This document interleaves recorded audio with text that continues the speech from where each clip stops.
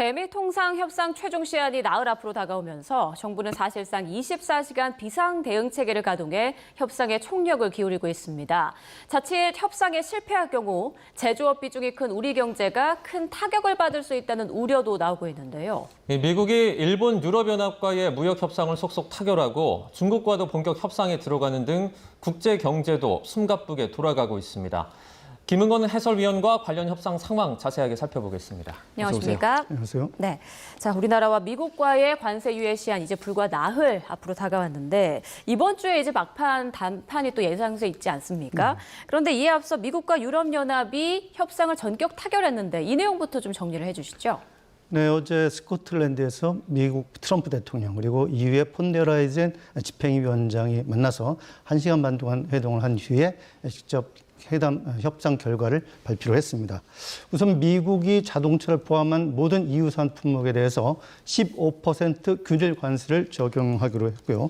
현재 EU산 제품에는 평균 4.8%의 기존 관세 그리고 트럼프 대통령이 새로 도입한 기본 관세 10%, 약 15% 관세가 부과가 되고 있는 만큼 EU로서는 현상 유지에 성공했다 이렇게 볼 수 있겠습니다.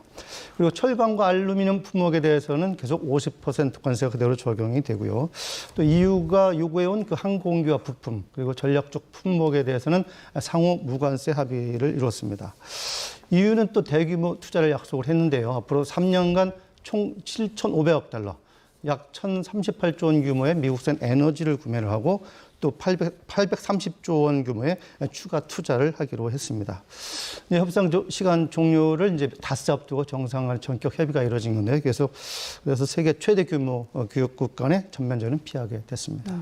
EU로서는 최선의 협상 결과다 이렇게 주장을 하고 있는데 평가는 좀 어떻습니까? 네, 영국 언론에서 보도는 이제 전투에 가까운 치열한 협상이 벌어졌다. 그리고 그 끝에 이제 결과가 나온 것이다 이렇게 평가를 했는데 미국과 EU 측은 모두 일단 긍정적인 평가를 내놨습니다. 양측 발언 잠시 들어보겠습니다.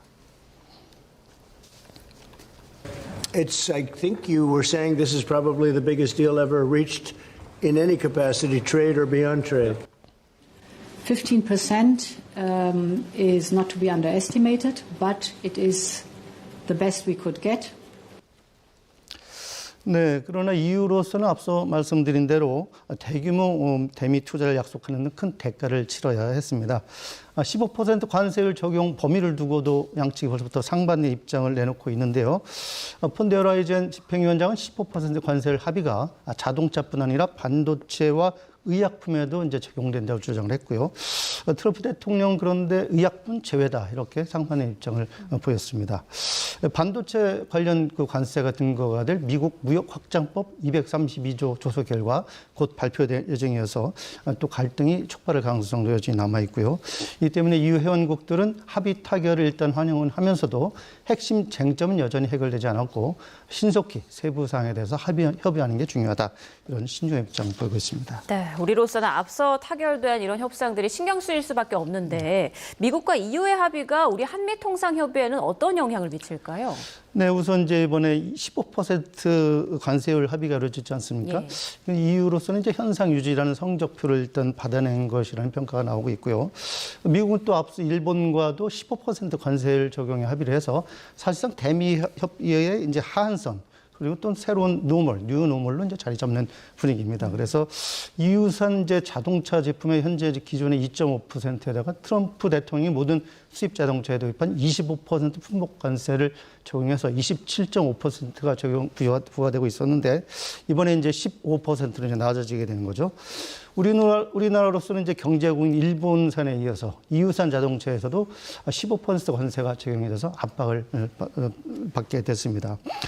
그래서 EU 회원국인 독일 같은 경우에는 이제 미국 수출 시장에서 우리와 수출 제품이 이제 많이 겹친 소위 수출 경합도가 일본 다음으로 높은 나라입니다. 그래서 독일도 이번에 이제 일본과 동일하게 자동차를 포함해서 15% 상호 관세로 이제 낮아진 건데요. 결국 우리나라가 이제 일본과 EU 국가들에게 미국 수출 시장에서 불리한 위치에 처할 가능성이 커졌기 때문에 앞으로 협상력이 더욱더 절실해진 상황이고요. 또한 일본과 EU 모두 미국에 대해서 에너지 구매 그리고 거액 투자를 하기로 한 점도 우리 정부가 풀어야 할 숙제가 된 것으로 보입니다. 한미 무역 협상 시한이 이제 불과 나흘 앞으로 다가왔습니다. 추가 협상 유예는 기대하기 좀 어려운 상황인데 정부가 만약에 협상에 실패하게 되면 회복하기 정말 어렵다 이런 분석이 나오고 있죠. 네. 이번 대미 관세 협상이 실패라면 이제 우리 국내 총생산 GDP가 회복 불가능한 부적인 손실을 겪을 것이다. 이런 대외경제정책연구원의 이제 분석이 나와 있죠. 네. 그래서 미국 관세 정책이 그대로 적용이 되면은 한국 경제가 안정을 회복한다고 해도 실질 GDP가 0.3에서 0.4% 정도 감소할 수 있다는 설명입니다. 그래서 이번에 미국 관세 부과로 한국 경제가 겪어가는 그 지울 수 없는 상처와 같은 것이다. 이런 설명도 하고 있는데 또 여기에는 이제 EU와 일본의 관세율이 15%로 낮아진 점이 반영이 되지는 않았습니다. 이걸 고려하면 중장기적인 이제 GDP 손실이 더 커질 수밖에 없는 상황인데요. 한국은행도 이제 우리나라 상호 관세율이 일본과 같은 15%로 낮아진다는 점을 전제로 할 때 지난 5월 성장률 전망에서 크게 벗어나진 않고 약간 안 좋은 정도로 보인다 이렇게 설명을 했어요. 이건 이제 지난 5월에 한국은행에서 내놓은 올해 연간 성장률은 0.8%인데요.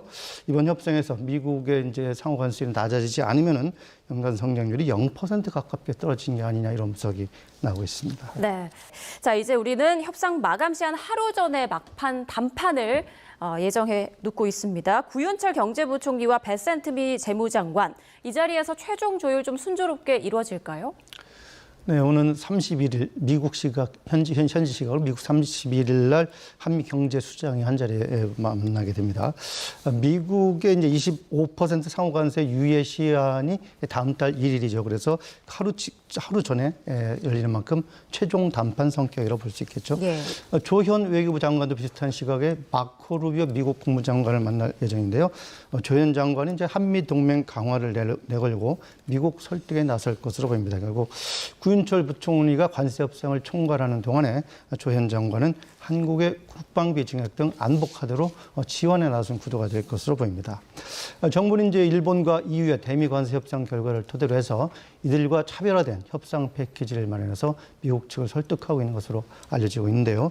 대통령실도 현지 정부 대표단과 실시간으로 소통하면서 대미 투자와 비관세 장벽 완화 그리고 안보 등을 고려로 해서 관세율 낮추기 협상에 총력을 기울이는 분위기입니다. 김용범 정치실장 발언 들어보겠습니다. 정부는 현지 협상단과 긴밀한 협의를 통해 국익 최우선의 원칙 아래 한미 간 상호 이익이 될 수 있는 협상 결과를 도출할 수 있도록 최선을 다하겠습니다. 이런 가운데 이번 한미 협상 지렛대로 조선업이 지금 주목을 받고 있는데요. 미국이 우리나라 이 조선과 협력에 좀 큰 관심을 보이는 가장 큰 배경은 뭡니까? 일단 미국의 조선업이 1980년대부터 쇠퇴하기 시작했습니다. 그래서 해상 운송의 90% 이상을 지금 외국 선박에 의존할 정도로 자금률이 매우 낮은 수준입니다. 그래서 이때는 높은 경쟁력을 가진 한국 조선업과 협력이 미국 제조업 부흥에 도움이 되고 그리고 이제 미국의 군함 유지 보수 그리고 현대화 작업에도 기여할 부분이 크다는 그런 분석이죠. 또 중국과 이제 글로벌 전략 경쟁 속에서 조선업 부활 그리고 해군력의 현대화가 절실한 상황입니다. 그래서 중국 트럼프 대통령도 이제 조선업 재건 그리고 중국 해양 패권 견제를 위해서 취임 직후부터 우리나라에 협력을 요청해 오고 있는 상황이고요. 정부는 조선업계와 협의를 통해서 구체적인 협력안을 제시를 했는데요. 지난주 협상에서 미국 조선업을 다시 위대하게라는 뜻으로 마스가 프로젝트를 이제 협력 구상을 미국 측에 설명을 했다고 합니다. 이 프로젝트는 이제 한국 민간 조선사들이 대규모 미국 현지 투자 그리고 이를 뒷받침할 대출과 보증 등 금융 지원을 포괄하는 패키지로 구성이 됐고요. 수백억 달러, 우리 돈으로 수십조 원에 달하는 금액을 구체적으로 제안한 것으로 전해졌습니다. 미국도 이제 우리 측 제안에 상당히 만족스러워하면서 긍정적인 반응을 보인 것으로 알려졌는데요. 조선 산업 재건을 원하는 미국계 관세 협상에 대해서 다른 나라에 없는 우리 한국만의 지렛대가 될 수 있을지 주목되는 상황입니다. 네, 알겠습니다. 지금까지 김윤건 해설위원과 함께 한미 대미 협상 상황 살펴봤습니다. 고맙습니다. 고맙습니다.